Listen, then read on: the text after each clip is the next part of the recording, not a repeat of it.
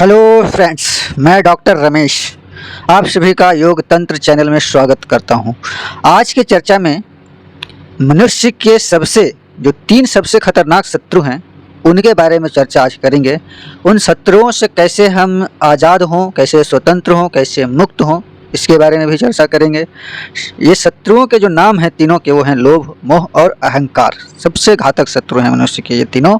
तो आइए अविलंब परम पूज्य गुरुदेव पंडित श्री राम शर्मा जी के जीवन अनुभव से प्राप्त ज्ञान संदेश पर चर्चा आरंभ करते हैं और उस चर्चा से हम भवबंधन से मुक्ति का मार्ग तलाशते हैं। तो परम पूज्य गुरुदेव का जो लेखन है, उसकी जो भाषा है, इतनी सरल है कि जो निचले स्तर के जो आदमी हैं, जो कम पढ़ा लिखा भी है, उसको भी ये बातें जल्दी समझ में आ जाती है। इसीलिए उनकी लेखनी में ऐसा प्राण देखा जाता है, एक बहाव रस है, जिससे जो उनकी बातें हैं सीधे लोगों के गले में उतर जाती है। तो आइए देखते हैं क्या बताते हैं आज हमें। त्रिविध भाव बंधन एवं उससे मुक्ति। साधना से तात्पर्य है साध लेना। साध लेना पशु प्रशिक्षक यही करते हैं। अनगढ़ एवं उच्च श्रृंखल पशुओं को वे एक रीति नीति सिखाते हैं, उनको अभ्यस्त बनाते हैं और उस स्थिति तक पहुंचाते हैं जिसमें उस असंस्कृत प्राणी को उपयोगी समझा जा सके और उसके बढ़े हुए स्तर का मूल्यांकन हो सके। पालने वाला अपने को लाभान्वित हुआ देख सके, सिखाने वाला भी अपने प्रयास की सार्थकता देखते हुए प्रसन्न हो सके। तो जैसे अनगढ़ जो पशु होते हैं, उसको भी अगर अच्छे से ट्रेनिंग दे दिया जाए तो वह भी काम के लायक बन जाता है। तो मनुष्य क्यों नहीं बन सकता। देखा यह जाता है कि भक्त भगवान को साधता है, लेकिन आजकल उल्टा लोग करते हैं। जो भक्त हैं वो भगवान को ही साधने में लगे रहते हैं। उनको मूर्ख समझते हुए उसकी गलतियां निकालता रहता है, तरह तरह के उलाहने देता है, साथ ही गिड़गिड़ा कर, नाक रगड़ कर, खीसे निपोर कर और अपना अनुचित उल्लू सीधा करने के लिए जाल जंजाल बुनता रहता है। प्रशंसा की पुल बांधता है, छुटपुट भेंट चढ़ाकर उसे फुसलाने का प्रयत्न करता है। समझा जाता है कि मनुष्य लोगों से व्यवहारिक जगत में आदान प्रदान के आधार पर लेन देन चलता है, पर ईश्वर या देवता ऐसे हैं जिन्हें वाणी की वाचालता तथा शारीरिक मानसिक उचक मचक करने भर से वशवर्ती किया जा सकता है। यह दार्शनिक भूल मनुष्य को एक प्रकार से छिपा हुआ नास्तिक बना देता है। प्रकट नास्तिक वे हैं जो प्रत्यक्षवाद के आधार पर ईश्वर की सत्ता स्पष्ट दृष्टिगोचर न होने पर उनकी मान्यता से इनकार करते हैं।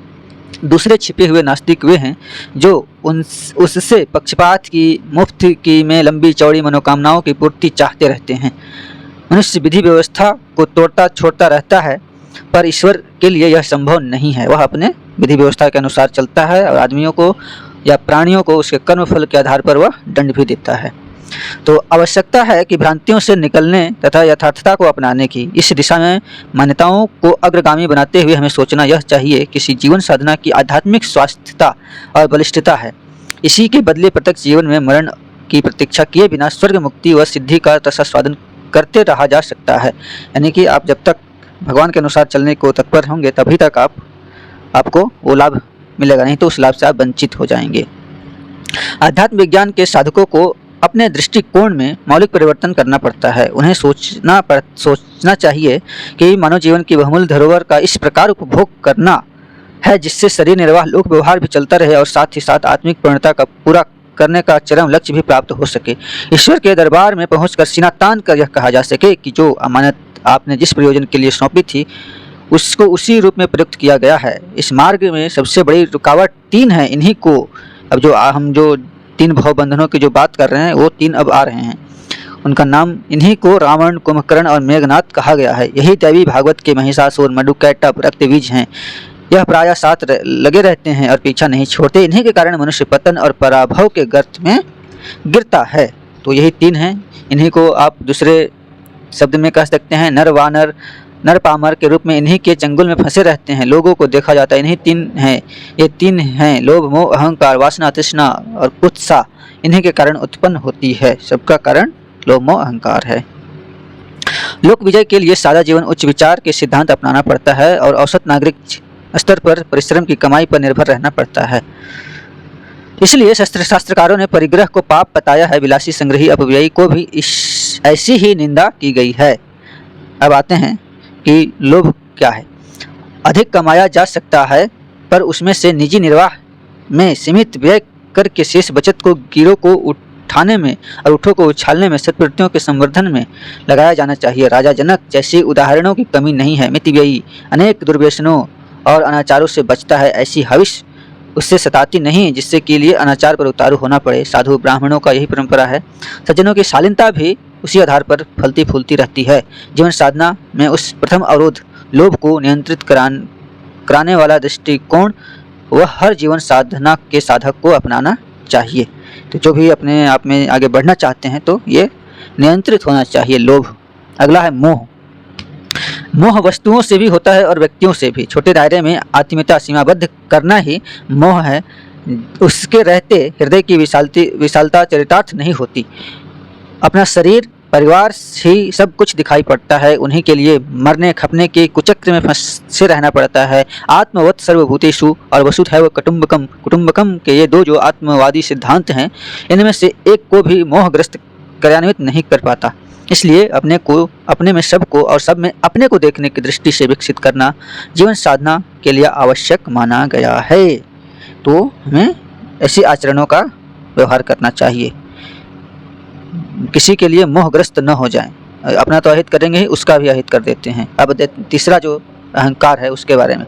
अहंकार मोटे अर्थों में घमंड समझा जाता है। अकड़ना, उद्धत, अशिष्ट व्यवहार करना, क्रोधग्रस्त रहना अहंकार की निशानी है, पर वस्तुतः वह और भी अधिक सूक्ष्म और व्यापक है। फैशन, सजधज, श्रृंगार, ठाटबाट, अपव्यय, सस्ता बड़प्पन आदि अहंकार परिवार के ही सदस्य हैं।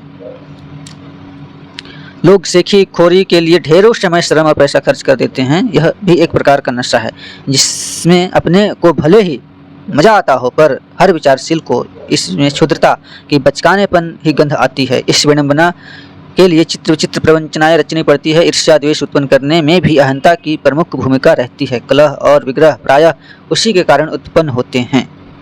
तो लोभ, मोह और अहंकार के तीनों भारी पत्थर जिन्होंने सिर पर लाद रखे हैं, उनके लिए जीवन साधना की लंबी और ऊंची मंजिल पर चल सकना असंभव हो जाता है। भले ही कोई कितना ही पूजा पाठ क्यों न करता रहे, जिन्हें तथ्यान्वेषी बनना है वे उन्हें इन तीन शत्रुओं से अपना पीछा छुड़ाना ही चाहिए।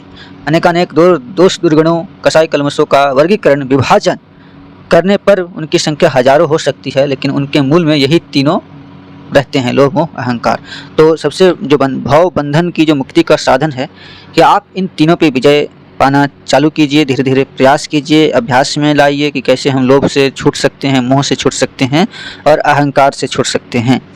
इसके लिए जितना आप सत्प्रवृत्तियों को अपने जीवन में उतारेंगे, अपनाएंगे, उतना ही इन दुर्गुणों से आप बचे रहेंगे, दूर रहेंगे। यही गुरु जी का संदेश है। एकदम तो सब कुछ हो जाना कठिन है, पर उन्हें नित्य प्रति यथासंभव घटाते हटाते चलने की प्रक्रिया जारी रखने पर सुधार का क्रम में सफलता मिलती ही चलती है। और एक दिन ऐसा भी आता है जब इनसे पूरी तरह से छुटकारा पाकर बंधन मुक्त हुआ जा सके। तो यही गुरु जी का संदेश मिल रहा है कि आप जितना प्रयास करेंगे इन तीनों से दूर रहने का, उसके लिए आपको सत्प्रवृत्ति अपनाना पड़ेगा। जो भी समाज के लिए थोड़ा सा आगे बढ़ चढ़ के भाग लेना पड़ेगा समाज उत्थान के लिए, तभी आप इन तीनों चीज़ों से, उसमें भी आप अपना देखेंगे कि हम अपना मान सम्मान के लिए हम समाज में ऐसा कर रहे हैं, उन चीज़ों से दूर होकर जब सच्चे अर्थों में आप सच्चे मन से, आत्मा से अगर सेवा करेंगे समाज की, लोगों की, तभी आप इन भाव बंधनों से मुक्त हो पाएंगे। तो हम आगे मिलेंगे आपको इन्हीं नए विचारों के साथ। तब तक के लिए आप सभी खुश रहें, मस्त रहें, व्यस्त रहें। धन्यवाद।